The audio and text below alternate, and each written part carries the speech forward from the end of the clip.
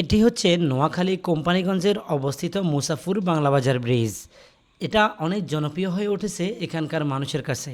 প্রতিদিন অসংখ্য মানুষ এখানে আসে নদী আর প্রকৃতির সৌন্দর্য দেখতে। এই ব্রিজটি মূলত মুসাফুর ক্লোজার এলাকার কাছেই অবস্থিত এবং নোয়াখালীর উপকূলীয় এলাকার যোগাযোগের জন্য সহজ হয়েছে। এটি ফেনীর সাথে মিলিত হয়েছে। প্রতিদিন এখানে ব্যবসা বাণিজ্যের জন্য প্রতিদিন অনেক ট্রাকে মালামাল আসা যাওয়া করে।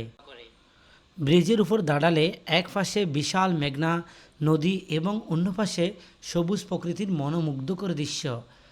বিকেলের সময় এখানে সূর্যাস্তের দৃশ্য খুবই সুন্দরভাবে দেখা যায়। এটি খুবই আকর্ষণীয়, তাই অনেকেই পরিবার বন্ধুবান্ধব নিয়ে এখানে ঘুরতে আসেন।